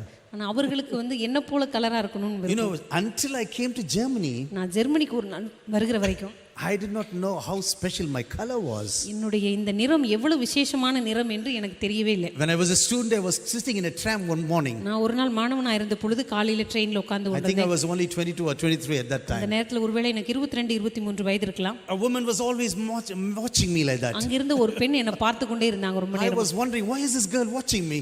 இந்த அம்மா என்ன ரொம்ப நேரமா பார்த்துட்டு இருக்காங்க என்று And யோசித்தேன். then her station came where she had to get down. அதுக்கு பிற்பாடு அவங்க இறங்க வேண்டிய இடம் வந்தது. And she came to me, அதுக்கு அப்புறம் அவங்க என் பக்கத்துல put a finger on my cheeks. அவங்க தன்னுடைய விரலை என்னுடைய கன்னத்துல வைத்து Wonderful, she said. அன்னைக்கு வரைக்கும் நான் எவ்வளவு அழகுன்னு எனக்கு தெரியலங்க. Do you know that after going to Germany I came to know this. அவங்க என்ன பார்த்து அப்படி சொன்ன உடனே தான் நான் நினைத்தேன் என்னுடைய நிறம் எவ்வளவு விசேஷமான நிறம். When Europeans come to India, இப்போ ஐரோப்பாக்காரர்கள் இந்தியாவுக்கு வந்தா they will come and lie down in the sun. அவங்க இந்த வெயில்ல படுத்துக்குவாங்க. Oh, they want to get exposed to the sun now. இந்த சூரிய ஒளி அவங்க மேல பட வேண்டும் என்று So that விரும்புவார்கள். the color really changes. அதனால அவங்களுடைய கலர் மாறணும், கருப்பாகணும்னு What நினைப்பாங்க. God has given you without any money, ஆண்டவர் உங்களுக்கு எந்த பணமும் கொடுக்காம இருக்கிற இந்த நிறத்தை பெற்றுக்கொள்வதற்கு they are paying a lot of money to get this color. அவங்க இந்த கலரை பெற்றுக்கொள்வதற்கு நிறைய பணம் செலவழித்து இந்தியாவுக்கு வருகிறார்கள். Do you know why I am telling you this? நான் ஏன் இதை சொல்லுகிறேன் என்றால், When they expose to the sun, the color of the skin totally changes. எந்த அளவுக்கு சூரிய ஒளி படும்படி அவர்கள் வெயிலே போய் இருக்கிறார்களோ அந்த அளவுக்கு அவங்களுடைய தோலின் நிறம் மாறுகிறது. The more you expose yourself to the word of God, எந்த அளவுக்கு தேவனுடைய வார்த்தைக்கு நேராக உங்களை நீங்கள் திறந்து கொடுக்கிறீர்களோ, the color of your spiritual life will totally get transformed. உங்களுடைய ஆவிக்குரிய கலரும் நிச்சயமாகவே மாறத் If you want to really change in your personal life, உங்களுடைய வாழ்க்கையில் உண்மையாகவே நீங்கள் மாற வேண்டும் என்று நினைத்தால், expose yourself to the word of God. தேவனுடைய வார்த்தைக்கு நேராக உங்களுடைய வாழ்க்கையை திறந்து கொடுங்கள். Don't be reading one verse here, one verse there. ஒரு வசனத்தை இங்கே ஒரு வசனத்தை அங்கே வாசித்துக் கொண்டிருக்காதீர்கள். No, come get exposed to the word of God. இல்லை, தேவனுடைய வார்த்தைக்கு உங்களை முழுமையாக திறந்து கொடுங்கள். And when you put your trust on God, உங்களுடைய நம்பிக்கையை நீங்கள் தேவன் மீது வைக்கும் பொழுது, this faith is reckoned to you as your righteousness. இந்த விசுவாசமானது உங்களுக்கு நீதியாக எண்ணப்படும். Normally you are a bankrupt person. சாதாரணமாக உங்களுடைய வாழ்க்கையில் எல்லாவற்றையும் இழந்த திவாலான ஒரு நபராய் நீங்க In இருக்கலாம். your account there is nothing. ஒருவேளை உங்களுடைய கணக்கிலே எதுவுமே இல்லாமல் இருக்கலாம். But when you put your faith on Jesus, ஆனா உங்களுடைய விசுவாசத்தை நீங்கள் இயேசுவின் மீது வைக்கும் பொழுது all is righteousness, எல்லா நீதியும், all is holiness, அவருடைய எல்லா பரிசுத்தமும், all is prayer life, அவருடைய எல்லா ஜெப வாழ்க்கையும், all is walking with God. எல்லா தேவனோடு நடக்கிற நடையும், Everything is reckoned into your account as righteousness. எல்லாமே நீதிமான் ஆகிறீர்கள் என்கிறதான அந்த காரியத்தின் கீழே எல்லாமே உங்களுடைய This is the கணக்கில் beauty. This is the beauty of the Christian life. இதுதான் கிறிஸ்துவ வாழ்க்கையினுடைய விசேஷித்த ஒரு அழகாய் இருக்கிறது. No, you don't get sanctified before you are saved. நீங்க ரட்சிக்கப்படுவதற்கு முன்பதாகவே பரிசுத்தமாவதல்ல. You get saved and God begins to sanctify you. முதலாவது ரட்சிக்கப்படுகிறீர்கள், பின்பு தேவன் உங்களை He பரிசுத்தமாக்குகிறார். says, come on, keep on walking with me. நீ தொடர்ந்து என்னோடு கூட நடந்து கொண்டிரு. One day I will present you without wrinkles. ஒரு நாள் எந்த மாசும் இல்லாத ஒரு நபராக தேவ பிரசன்னத்திலே உன்னை அளிப்பேன். This walk with me will totally transform நீ you. என்னோடு கூட தொடர்ந்து நடக்கிறதான இந்த நடை உன்னை முற்றிலுமாக But what மறுரூபப்படுத்தும். you have to do is keep on walking with me. ஆனா நீ செய்ய வேண்டிய காரியம் எல்லாம் என்னோடு கூட தொடர்ந்து நடந்து Maybe கொண்டிருப்பது. there's someone here who does not know the Lord Jesus Christ. ஒருவேளை இங்க இருக்கிற யாரோ ஒரு நபர் ஆண்டவராக இயேசு கிறிஸ்துவை அறியாத ஒரு நபராக இருக்கலாம். Maybe you say, Lord, how can I be saved now? ஒருவேளை இங்க நினைத்து கொண்டிருக்கலாம், ஆண்டவரே நான் எப்படி ரட்சிக்கப்பட முடியும்? You know, sometimes we go and ask a person, ரட்சிக்கப்பட்டீங்களா? That's what we'll go and ask. சில நேரத்துல யாரோ ஒருவரை பார்த்து இப்படி ஒரு கேள்வி நம்ம கேட்போம். That fellow may not understand anything. நீங்க சொல்ற அந்த காரியம் அவருக்கு ஒண்ணுமே புரியாது. Where do I get this ரட்சிப்பு? Which shop can I buy? ரட்சிப்பை எந்த கடையில வாங்கலாங்க அப்படின்னு கேட்பாங்க. You know, sometimes we talk such a language no one understands. ஒருவருக்கும் புரியாத ஒரு பாஷையை நம்ம பேசி கொண்டிருப்போம். Did you get saved? நீங்க ரட்சிக்கப்பட்டீங்களா? எந்த கடையில கிடைக்கும்? That's what he'll be thinking.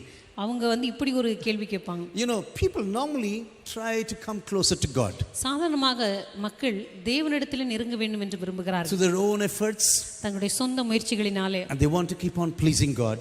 தங்களுடைய சொந்த முயற்சிகளினாலே தேவனை பிரியப்படுத்த வேண்டும் என்று விரும்புகிறார்கள். And if you want to come to God this evening, ஆனால் இந்த மாலை வேளையிலே நீங்கள் தேவனிடத்தில் வர வேண்டும் என்று நினைத்தால், just stop your striving, தயவு செய்து உங்களுடைய சொந்த முயற்சியை நிறுத்திவிட்டு put your trust on Jesus. உங்களுடைய நம்பிக்கையை இயேசுவின் மீது வையுங்க. He lived the life that you had to live. நீங்கள் வாழ வேண்டிய வாழ்க்கை இயேசு ஏற்கனவே வாழ்ந்து விட்டார். He died the death you and I have to die. நீங்களும் நானும் மரிக்க வேண்டிய அந்த மரணத்தை இயேசு கிறிஸ்து ஏற்கனவே செய்து முடித்து He விட்டார். paid the price of the sins that you had to pay normally. இந்த பாவங்களுக்கான கடனை இயேசு கிறிஸ்து ஏற்கனவே செலுத்தி தீர்த்து He விட்டார். was the one who defeated Satan. சாத்தானை அவர்தாமே தோற்கடித்தார். He was the one who overcame death. அவர்தாமே மரணத்தை ஜெயித்தார். What you have to do is put your trust on Jesus. நீங்க செய்ய வேண்டிய காரியம் எல்லாம் உங்களுடைய நம்பிக்கை இயேசுவின் மீது வைக்க வேண்டியதுதான். It is like a person who's normally drowning. சாதாரணமாக தண்ணீரில் மூழ்கி கொண்டிருக்கிற ஒரு நபரை போல இது. If he wants to be saved, அந்த நபரை அவர் காப்பாற்றப்பட வேண்டும் என்று and if நினைத்தார், a person who can swim goes one wants to help him, யாரோ ஒரு நபர் நீச்சல் தெரிந்த ஒரு நபர் போய் அவரை காப்பாற்ற போகும் பொழுது, what this person who is drowning should never do, இந்த தண்ணீருக்குள்ள மூழ்கி கொண்டிருக்கிற நபர் ஒரு காரியத்தை செய்யக்கூடாது. he should stop kicking around and striving for our himself. தொடர்ந்து எப்படியாவது தப்பிக்க வேண்டுமே என்று அங்கும் இங்கும் தத்தளிக்க கூடாது. He must be quiet, அந்த நபர் அமைதியா இருக்க வேண்டும். and then the swimmer can really pull him out. அதற்கு பிற்பாடு நீச்சல் தெரிந்த நபர் அந்த மூழ்கி கொண்டிருக்கிற நபரை வெளியே கொண்டு வர You முடியும். go to any swimming school, they will tell you this. நீங்க நீச்சல் கற்பிக்கிறதான எந்த பள்ளிக்கூடத்திற்கும் போய் இதை கேட்டு பாருங்கள், அவங்க If you want சொல்லுவாங்க. to save a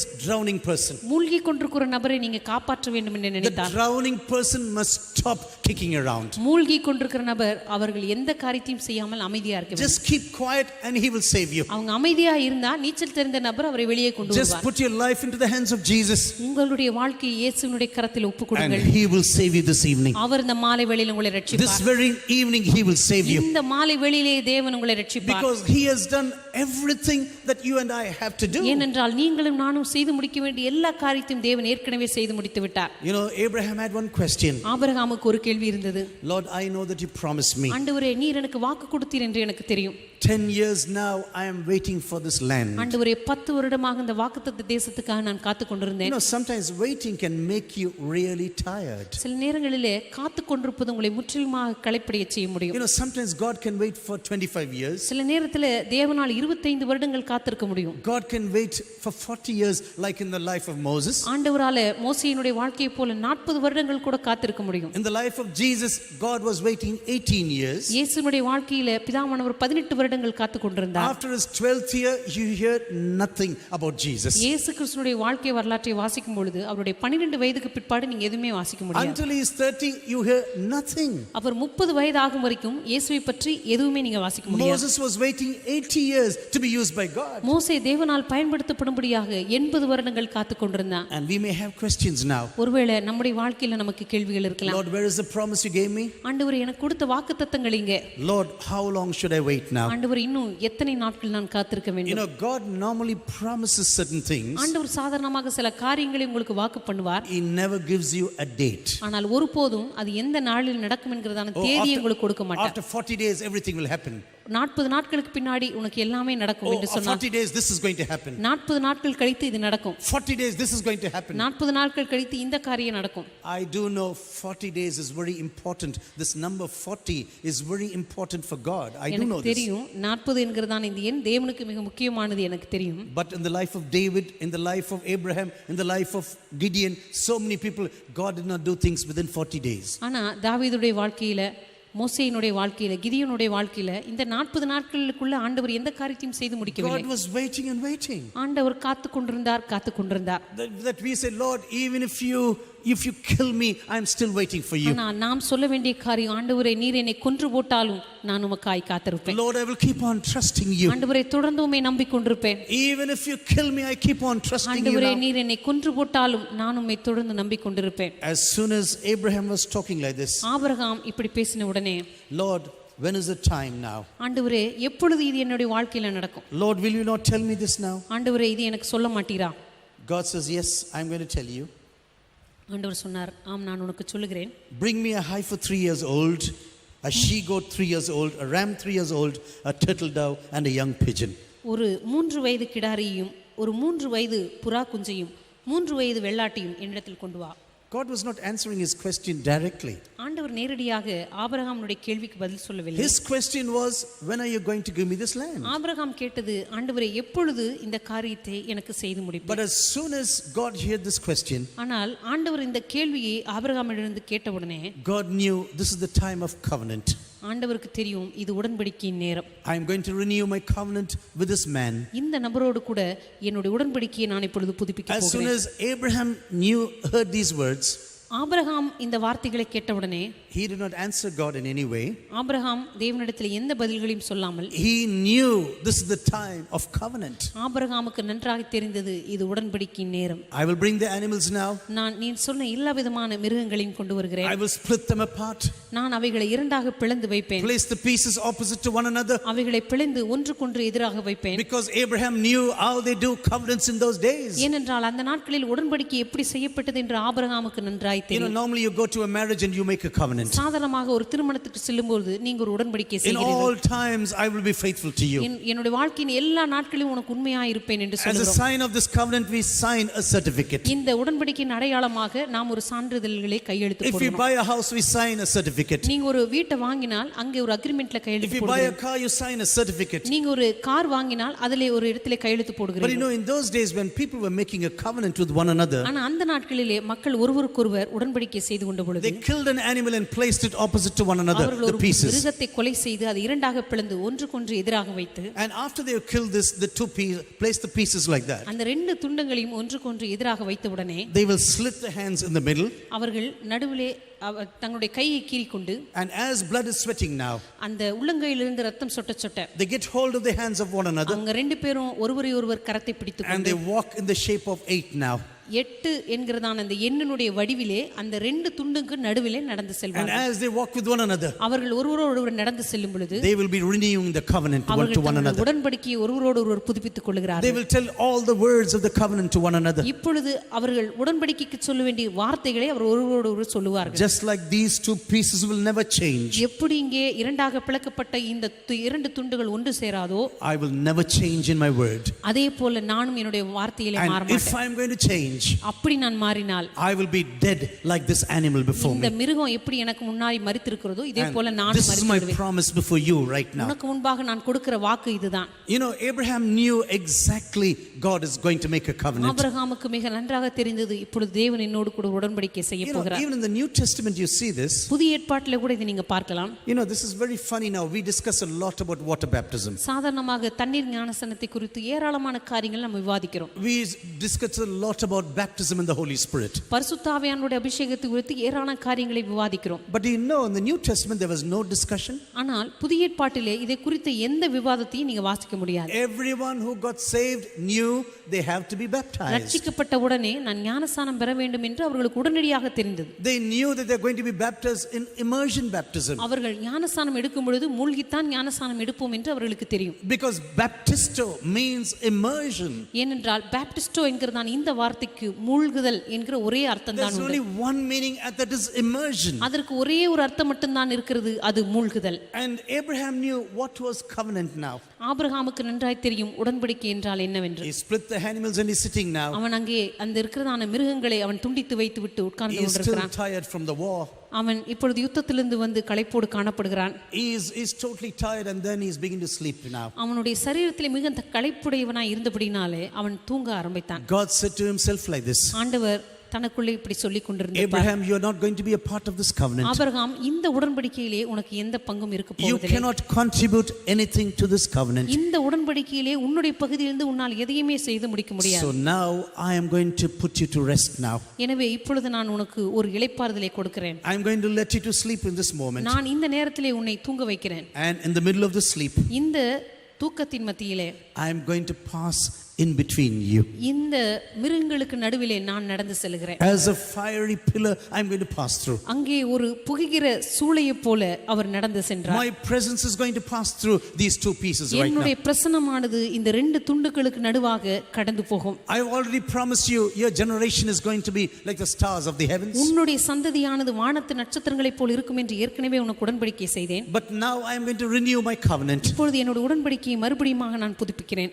You are not going to be around when I give this place to your generations. உன்னுடைய எதிர்கால சந்ததிக்கு இந்த வாக்குத்தத்தத்தை நான் கொடுக்கும் பொழுது, வாக்குத்தத்த தேசத்தை கொடுக்கும் பொழுது நீ உயிரோடு கூட இருக்க There போவதில்லை. are so many people in this promised land even right now. இப்பொழுது ஏற்கனவே அந்த வாக்குத்தத்த தேசத்துக்குள்ள அநேகர் குடியிருக்கிறார்கள். But I care about one, the Amorites who are still around you. ஆனா அங்க இருக்கிறதான எமோரியர்களை குறித்து நான் கவலை உள்ளவனாய் இருக்கிறேன். I am not an unjust God. நான் ஒரு அநீதியுள்ள தேவன் அல்ல. Their sins have not come to fullness now. எமோரியருடைய அக்கிரமம் இன்னும் நிறைவாகவில்லை.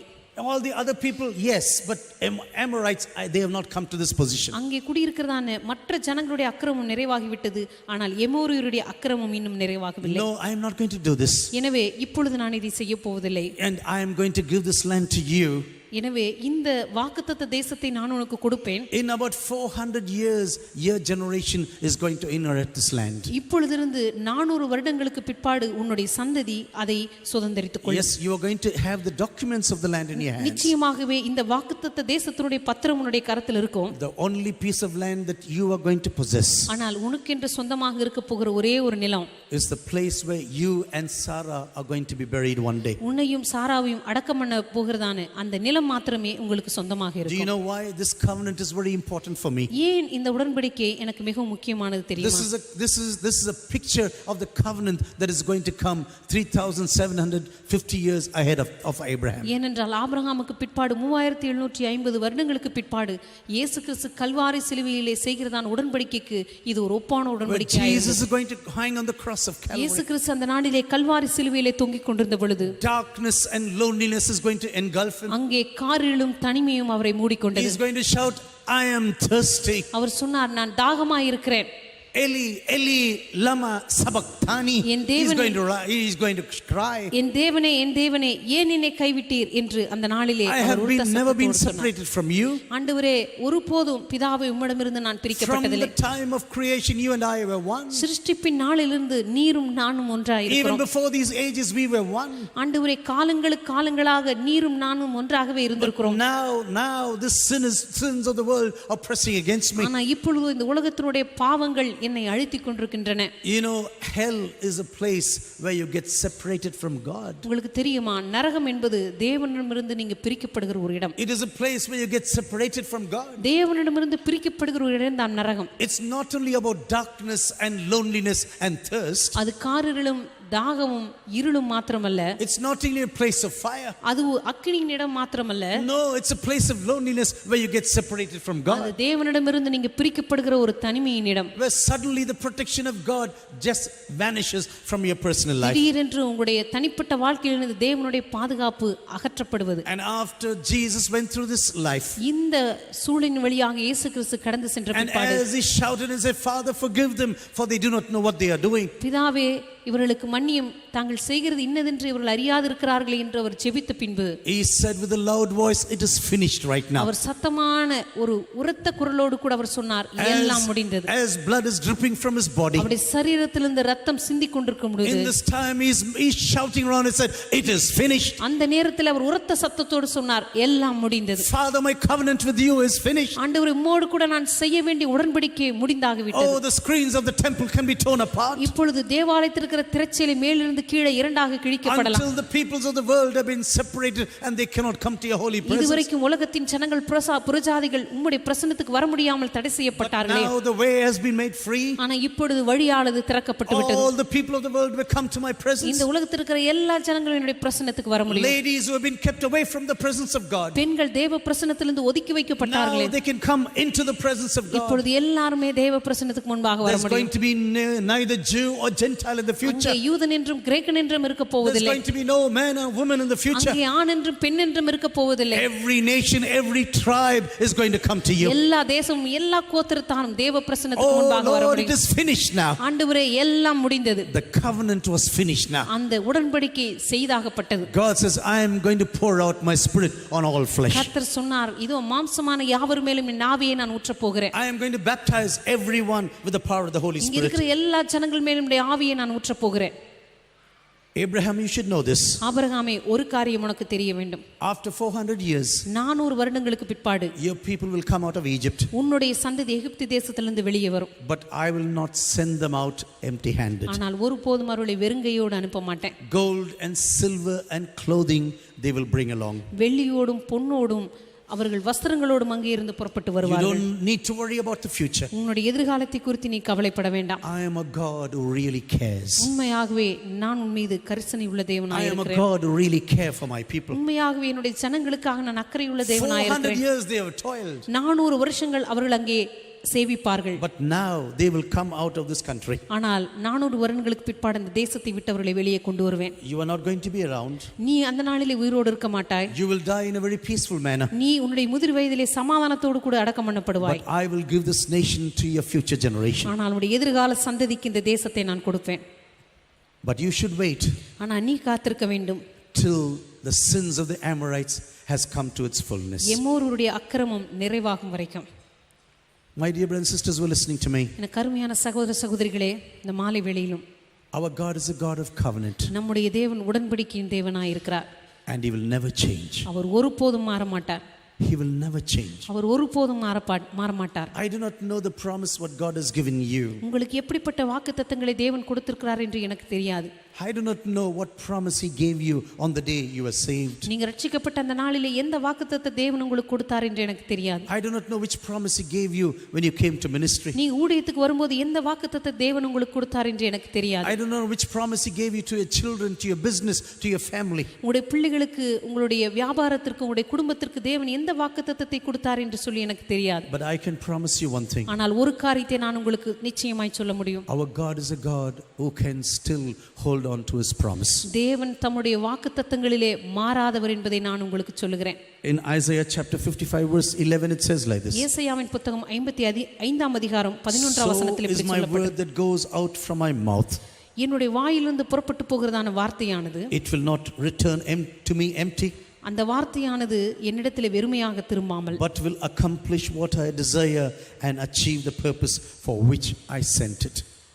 அது நான் விரும்புகிறதை செய்து நான் அதை அனுப்பின காரியமாகும்படி வாய்க்கும். Our God never speaks empty words. நம்முடைய தேவன் ஒருபோதும் வெறுமையான வார்த்தைகளை பேசுகிறவர் அல்ல. What he promised, he will keep. அவர் வாக்கு பண்ணின காரியங்களை அவர் நிச்சயமாய் காப்பாற்றுவார். What he promised, he will keep. அவர் வாக்கு பண்ணின காரியங்களை அவர் நிச்சயமாக நிறைவேற்றுவார். Let us close our eyes in the presence of God this evening. தேவ பிரசன்னத்தில் இந்த மாலை வேளையில் நம்முடைய கண்களை மூடலாம். That we say, Lord, we want to come to you. ஆண்டவரே, உம்முடைய சமூகத்துக்கு முன்பாக நாங்கள் வர விரும்புகிறோம். Lord, I thank you that you are a faithful God. ஆண்டவரே, நீர் உண்மையுள்ள தேவனாய் இருக்கிறீர். Whatever you have promised, ஆண்டவரே, உம்முடைய வாழ்க்கையில் எந்த காரியத்தையெல்லாம் நீ வாக்கு பண்ணியிருக்கிறீரோ, whatever you have promised, எதையெல்லாம் வாக்கு பண்ணியிருக்கிறீரோ, Lord, you will surely keep it. ஆண்டவரே, நிச்சயமாகவே அதை நீர் பின்பற்றுவேன். Just keep on praying right now. நீங்கள் தொடர்ந்து ஜெபித்துக் கொண்டே இருங்கள். Father, we come to your presence this evening. ஆண்டவரே, இந்த மாலை வேளையிலே உம்முடைய பிரசன்னத்துக்கு நேராக நாங்கள் கடந்து வருகிறோம். Lord, you are the God who keeps promises. ஆண்டவரே, நீர் வாக்குத்தத்தங்களை நிறைவேற்றி முடிக்கிற தேவனாய் இருக்கிறீர். Lord, I pray that you really help me to hold on to your promises. ஆண்டவரே, உம்முடைய வாக்குத்தத்தங்களை நான் உறுதியாக பற்றிக்கொள்ள எனக்கு நீர் உதவி செய்தருளும். Waiting for your promises really drains me out of my strength. ஆண்டவரே, வாக்குத்தத்தங்களுக்காக நான் காத்து கொண்டிருந்து சில வேளைகளே அது என்னுடைய பலனை முற்றிலுமாக அழித்து போடுகிறது. Lord, how long is it going to take? ஆண்டவரே, இன்னும் எத்தனை காலங்கள் வரும்? How long should I take? ஆண்டவரே, இன்னும் எத்தனை காலங்கள் நான் காத்திருக்க வேண்டும்? How long should I take that my family is saved? ஆண்டவரே, என்னுடைய குடும்பம் ரட்சிக்கப்பட இன்னும் எத்தனை நாட்கள் ஆகும்? How long should I pray? ஆண்டவரே, இன்னும் எத்தனை நாட்கள் நான் ஜெபிக்க வேண்டும்? How long should I wait for a year time? ஆண்டவரே, உம்முடைய நேரத்துக்காக இன்னும் எத்தனை நாட்கள் நான் காத்திருக்க வேண்டும்? Lord, will you not come down into the situation of my life? ஆண்டவரே, என்னுடைய வாழ்க்கையின் சூழ்நிலைக்குள்ளாக நீர் கடந்து வர மாட்டீரா? Lord, I have a lot of questions. ஆண்டவரே, என்னுடைய வாழ்க்கையிலே இருதயத்தில் ஏராளமான கேள்விகள் உண்டு.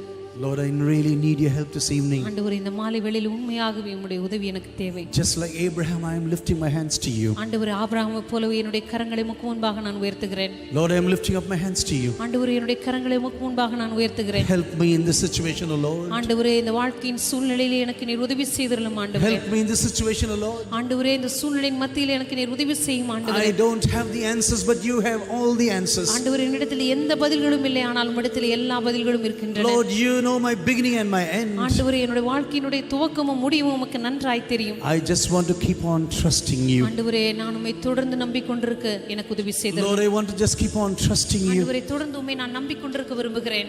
Lord, I just keep on help me to follow you with my whole heart. ஆண்டவரே, என்னுடைய முழு இருதயத்தோடு தொடர்ந்து உம்மை பின்பற்றி வர எனக்கு உதவி Just செய்தருளும். keep on praying right now. தொடர்ந்து நாம் ஜெபித்துக் கொண்டிருக்கலாம். You know the situation of your life. உங்களுடைய வாழ்க்கையினுடைய சூழ்நிலை உங்களுக்கு நன்றாய் தெரியும். You know what you're going through. நீங்க எப்படிப்பட்ட வழியின் வழியாய் போய் கொண்டிருக்கீங்க என்று சொல்லி உங்களுக்கு தெரியும். Just keep on trusting God. தொடர்ந்து தேவனை நம்பிக்கொண்டிருங்கள்.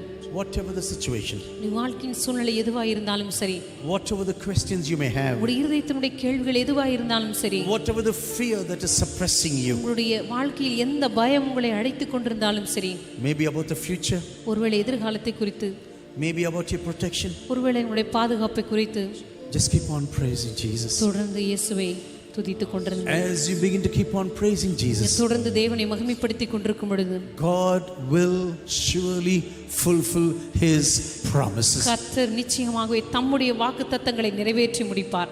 Just let us lift up our hands and keep on worshiping தொடர்ந்து Jesus. நம்முடைய கரங்களை உயர்த்தி தேவனை ஆராதித்துக் கொண்டிருக்கலாம். Just keep on worshiping Jesus. தொடர்ந்து தேவனை ஆராதித்துக் கொண்டிருக்கலாம்.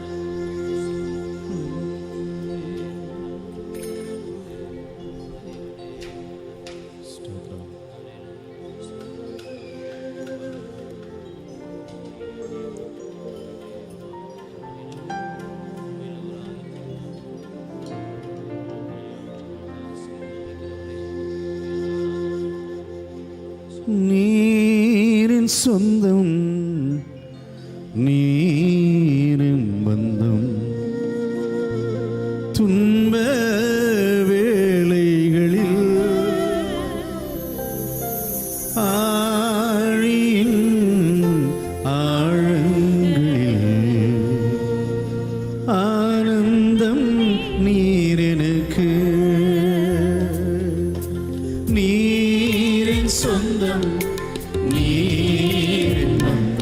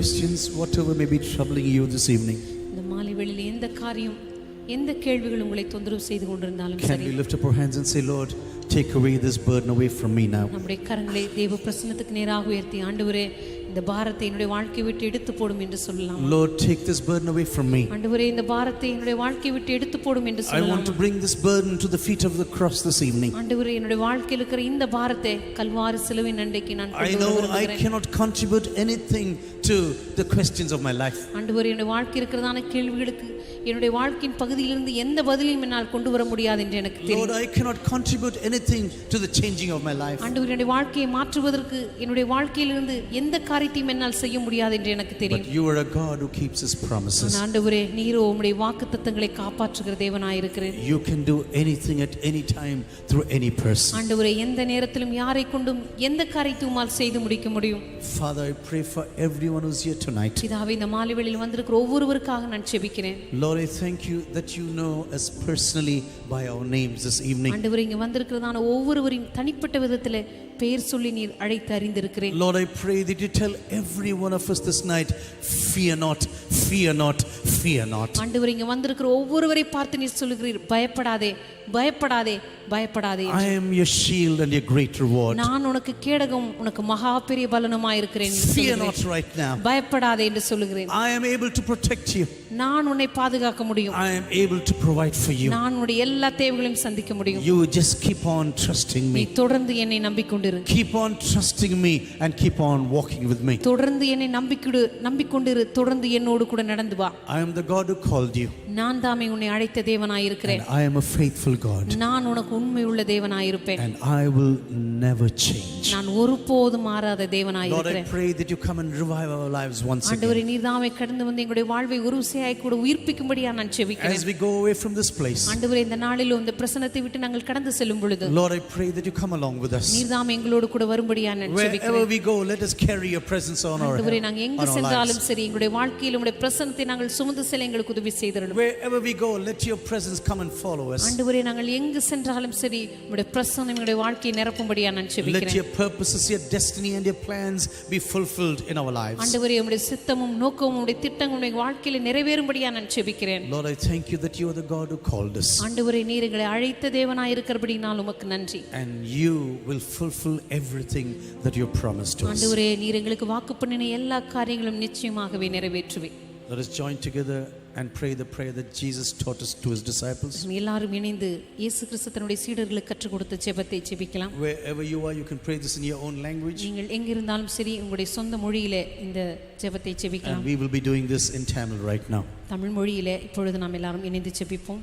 பரமண்டங்களில் இருக்கிற எங்கள் பிதாவே, உம்முடைய நாமம் பரிசுத்தப்படுவதாக, உம்முடைய ராஜ்யம் வருவதாக, உம்முடைய சித்தம் பரமண்டங்களில் செய்யப்படுவது போல பூமியிலே செய்யப்படுவதாக.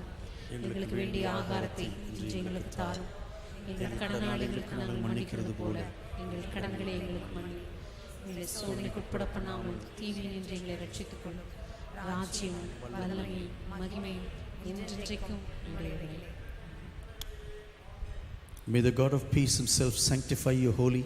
சமாதானத்தின் தேவன் தாமே உங்களை முற்றிலும் பரிசுத்தமாக்குவாராக. And may your spirit and soul and body be kept sound and blameless at the coming of the Lord Jesus Christ. உங்கள் ஆவி ஆத்துமா சரீரம் முழுவதும் நம்முடைய கர்த்தராகிய இயேசு கிறிஸ்து வரும்போது குற்றமற்றதாய் இருக்கும்படி காக்கப்படுவதாக. He who called you is faithful and he will do it. உங்களை அழைக்கிறவர் உண்மை உள்ளவர், அவர் அப்படியே செய்வார். ஆமென். எல்லாரும் சேர்ந்து சொல்லுவோம். என் ஆத்மாவே கர்த்தரை ஸ்தோத்திரி.